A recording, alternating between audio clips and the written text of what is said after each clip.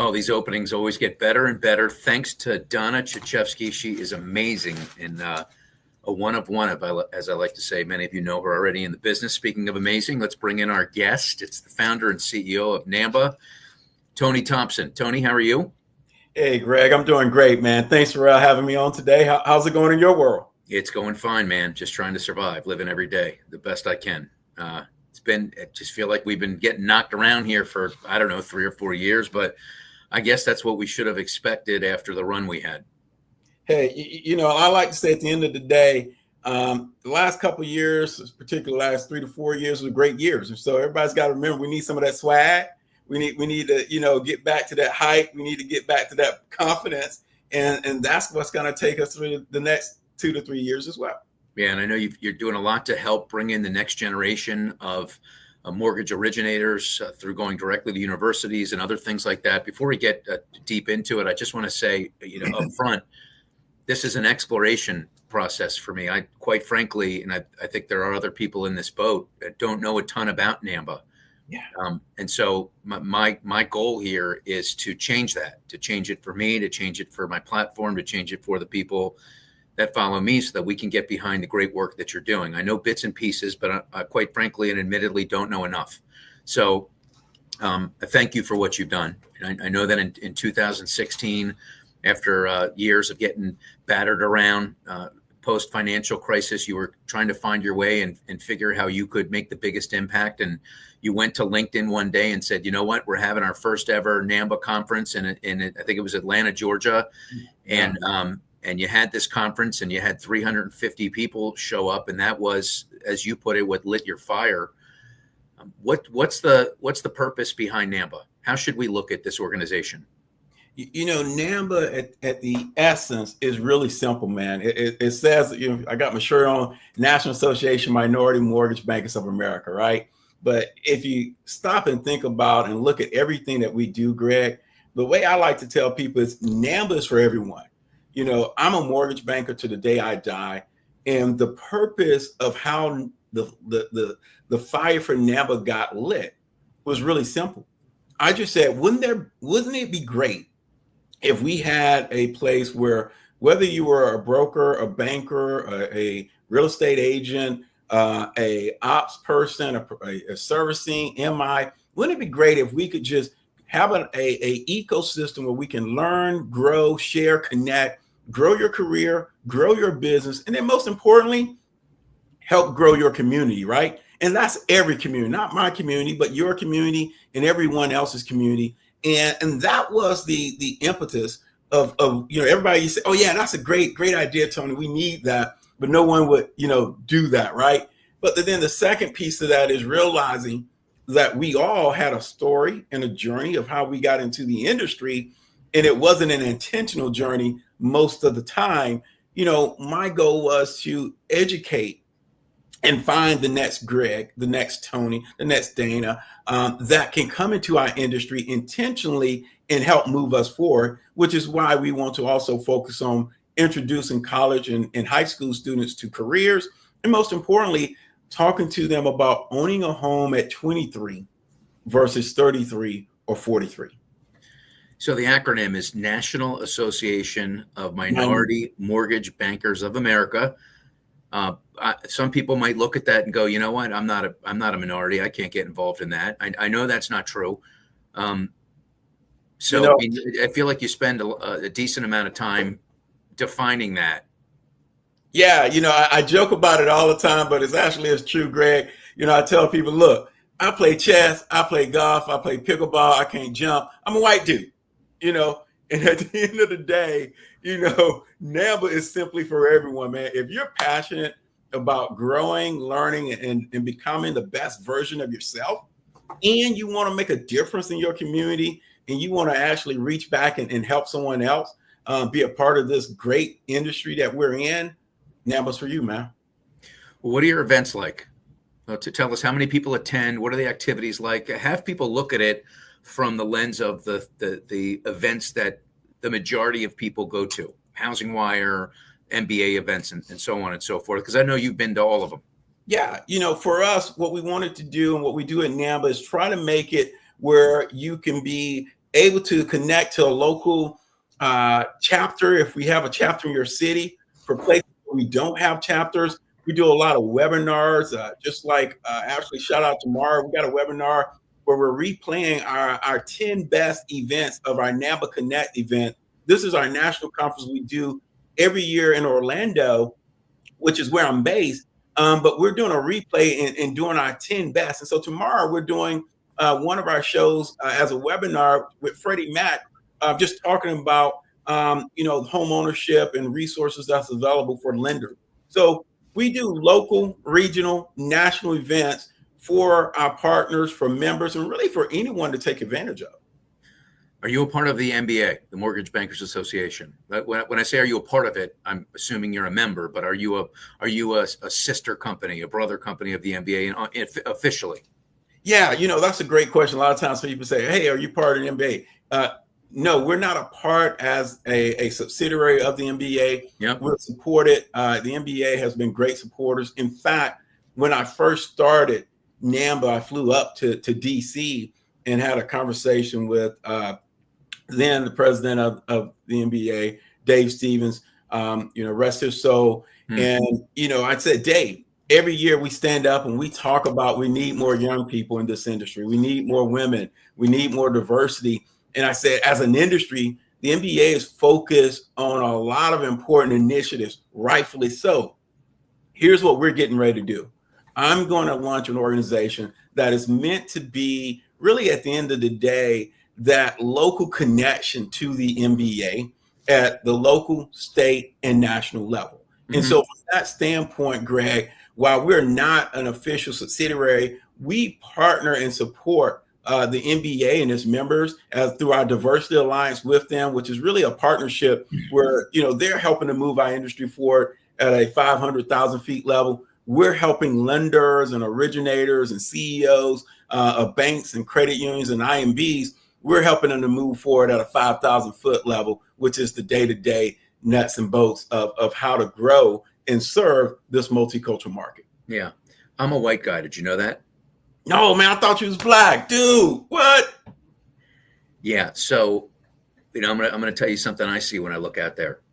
And I often joke with our Chief General Counsel, Latasha Wadi, about this, because every picture I see in this business looks the same. It's a bunch of white people. It's a bunch of white men. And I don't even think, I don't think people are even trying to diversify, honestly. I'm not taking any shots, but I don't see the pictures changing much from year to year. Well, here's what I'll tell you. First and foremost, our industry has a lot of talent that they don't realize can help move our industry forward. Secondly, when you think about, at the end of the day, just pure business, if you're going to look and say, where's the biggest opportunity for me to grow? And I don't care if you're in Iowa or if you're in Idaho or if you're in Southern California or if you're in Orlando, Florida. What we call the multicultural market, females, millennials, communities of color, LGBTQ, all four, any one, any two, or any three of those cohorts together or separately is a huge market opportunity. And, if any CEO is out there, what I would tell them is just take a look at your pipeline today. Take a look at your productivity per LO. And you tell me if you don't need more business coming through to your organization. And so the question is, do you understand that your customer of yesterday is not your customer of tomorrow? And for organizations and leaders who begin to understand and realize that and build their organization, their companies to serve the customer tomorrow and help their current LOs understand how to serve those customers of tomorrow, which again is that multicultural market, they're going to do very well. Well, you must see the same pictures the same way I see them, because we're all looking at the same pictures out there on LinkedIn and so on and so forth. Do you see something different than what the picture I just painted? Well, what I see are pictures where at the end of the day, a lot of us don't know what we don't know. meaning, several years ago, a leader of a large bank said, we can't find any African American talent. Well, you're not looking in the right place. There's great talent in every part of the market, whether it's female talent, whether it's African American talent, whether it's Latino talent, whether it's Asian talent. There's talent. The question is, do you know where to go to look? Do you know how to find? And most importantly, have you put me in, coach? Put me in. I've been an originator for 12 years, and I've been number one, and I've been serving the market. I'm ready for that next level. Put me in, coach. Well, answer the couple of questions you asked, as far as where people aren't looking in the right places, they're not doing the right things. What are some of those actions and behaviors that people can take to capture some of that market? Well, first and foremost, I tell every leader when I'm working with them, Greg, at the end of the day, man, you got to be authentic. If you don't sincerely care about serving this market, don't even get in it, because you're going to do yourself more harm than you will more good. What do you mean by that, Tony? It's real simple. You go out and you say you want to build and grow the market and support the market, but if you don't have the culture, if you don't support the platform, if you don't support this segment and the originators with the tools that they need to score a touchdown for the organization each and every day, then really you're setting the organization back. And most importantly, you're negatively impacting the people's lives who actually brought in to your vision in terms of what you were trying to do. So where do they look? Where do you get started? I mean, I hate to break it down like that. But that's what it takes, man. I'm gonna let you in on a little secret. Yeah. There's an organization called NAMBA you may want to check out. Okay. So I mean that organization. All right, cool. So that gets to my next question. Why should people get involved with NAMBA? And what impact will you make on IMBs? Well, first of all, if I'm an IMB or if I'm a bank, or a credit union, this is not just IMBs, right? It's everybody. So at the end of the day, when you look at an organization, there's no organization like NAMBA, where I like to say we're the United Nations of the mortgage and real estate. 25% of our members, Greg, are white. They're not black. They're not Asian, Latino. Why? Because of education, training, the content that we give. NAMBA's for everyone. The second piece of that, though, is we work with brokers, bankers, IMB, loan originators. We've got our street to the grounds. And oftentimes I tell CEOs, normally I know who's moving from your company before you do. Why? Because we are a trusted voice. We're a trusted brand. For over 7 years, we've done only two things. We've helped people grow their career by giving them unbiased training, education, professional development, and we focus on educating the next generation of mortgage and real estate practitioners, as well as introducing them to the concept of home ownership and building generational wealth. So for me, my whole goal, and one of the reasons why I started NAMBA, was I was working for an IMB, and I had a lot of IMB leaders who come up to me and say, Tony, this is great, but I need help recruiting. I need help understanding how to build a culture. I need help understanding how to market and engage and connect. Hey, by the way, I need you to show my loan officers. I need you to show my white loan officers that they too can have a piece of this market. They just got to understand how to approach that market differently. That's what we're all about. Strong, very strong. Thanks for sharing that. So it's often been said, I've heard this more and more as Gen Z bubbles up and, as more Hispanics get market share and the African-American community as well, that people like to do business with people that look like them. It just start right there. Is that true? I mean, can you say definitively that that's a fact? Yes. Okay. But I can also say, Greg, there's a second part, though, that I think most people fail to acknowledge. People like to do business with people they trust. For sure. People like to do business with folks who help educate them, who they feel have their best interests. And so you can be a non-minority. And if you understand how to build trust, if you understand how to educate today's consumer, how to provide them with content that can help them expand their knowledge and become a trusted advisor, you can serve any market. Yeah. So I don't just want to focus on pictures of white people. I want to focus also on a bit of a movement that I see unfolding, and I'm super happy to see it. I want to know if you are sensing the same thing. I feel like there are more women that are being vocal in all aspects of the mortgage business. Empower, I believe, had a record number of attendees at Marsha's incredible event the day before the MBA annual kicked off. And as I scour LinkedIn and other verticals, I think I can see more women stepping out and having their voices heard. Do you see the same thing? Yeah, first of all, shout out to Marsha and Empower. At my first conference, we had Empower, and that was 7 years ago. Where NAMBA, again, you look at our mission statement, we're here to help everybody, right? But our first conference we had in Atlanta, Georgia, in 2017, we had Empower, and ever since that time, it's always been in our top 3 of best attended events for our entire conference every year. And so I think as an industry, we have to understand 50% of the electorate, over 50% to a certain extent, depending on what number and what state you live in, are females. Over the last 3 years, according to NACE, the National Association of College Educators, women have enrolled in college at a rate of 3 to 1 to men.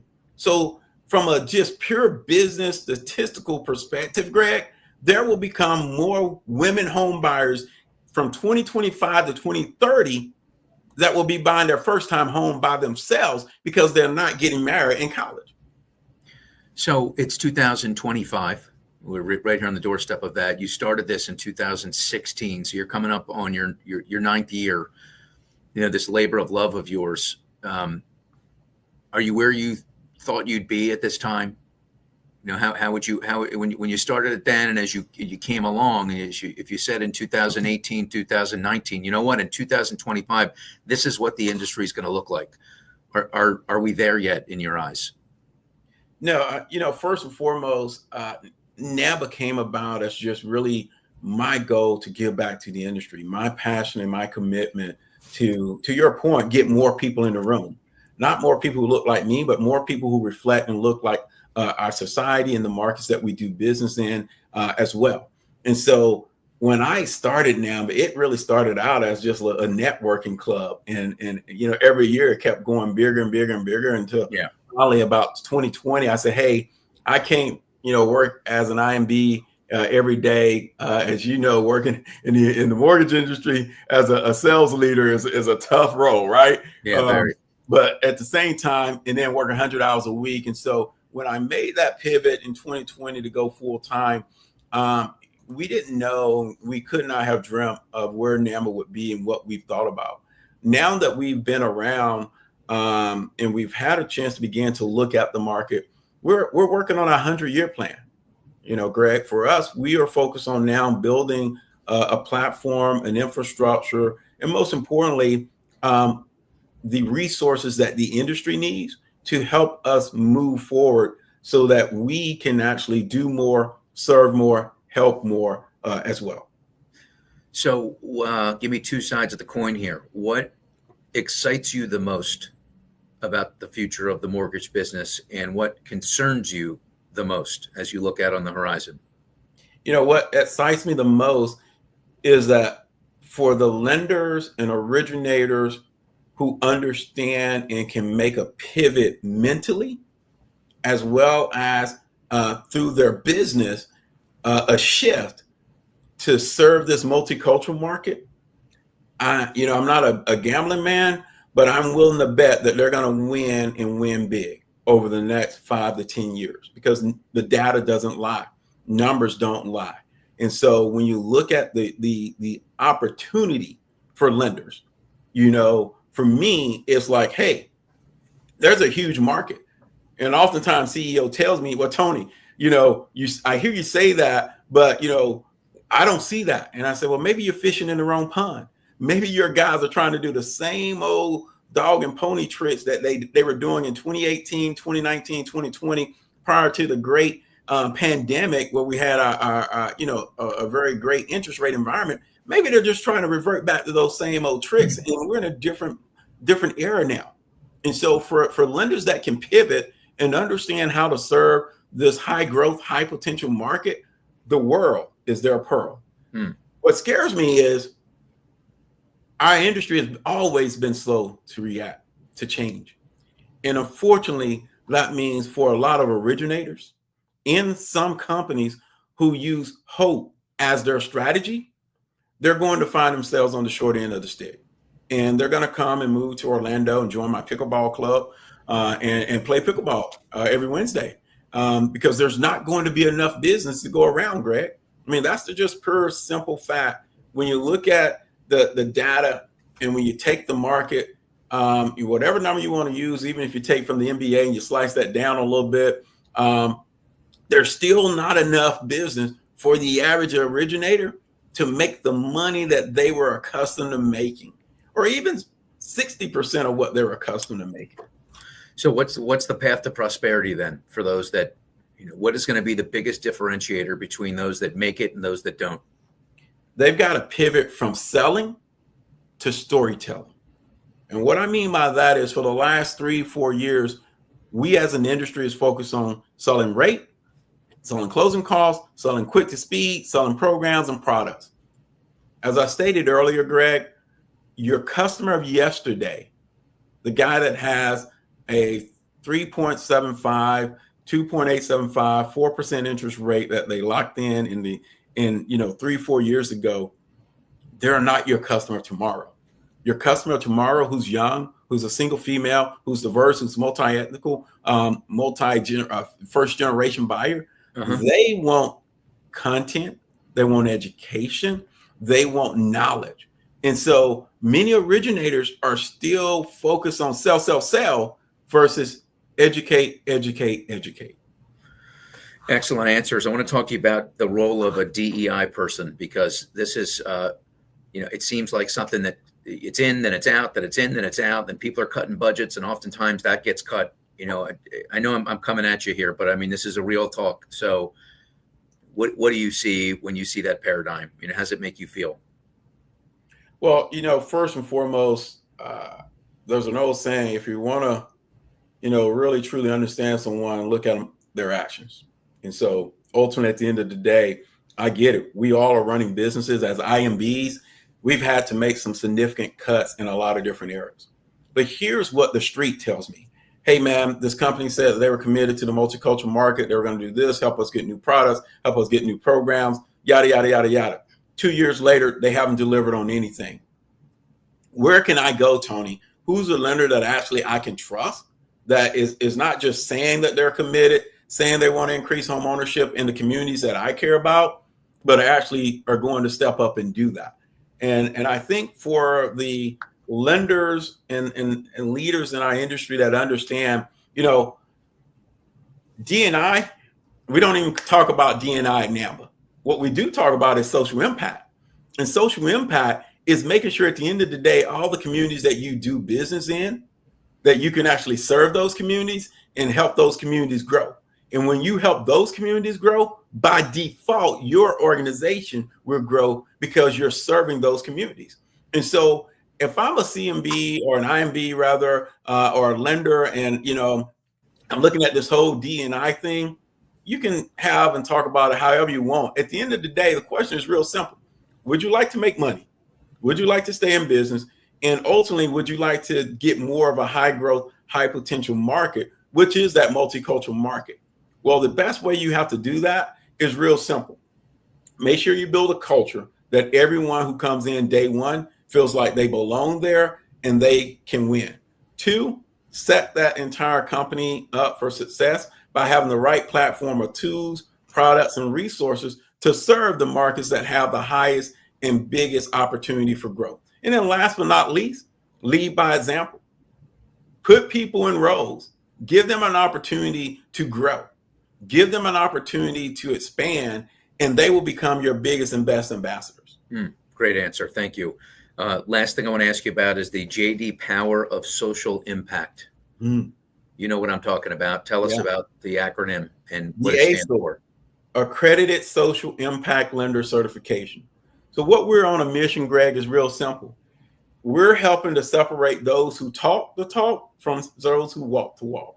And what we've created is a non-biased binding third party, the only third party certification in our industry that says if you're committed to not D&I, but social impact, again, doing good by doing good. At NAMBA, I believe that you can make money by helping other people and serving the market. And so from that standpoint, our ASIL certification is really, if you're an originator, if you're an operations professional, and you're looking for a great company to work for, ask them where's their ASIL, their accredited social impact lender, that certification. How many have that certification right now? How many companies? We have over 75 lenders in that certification program. I'd like that list. And I would like NFM to become a part of that. So whatever I need to do, let's get together offline. But I guess maybe you can answer the question right now for others that want that designation. How do they get it? It's real simple. First of all, what we've told the MBA, what we told the industry, and what we told the regulators, less than 5% of lenders would be able to say that they have an ASIL.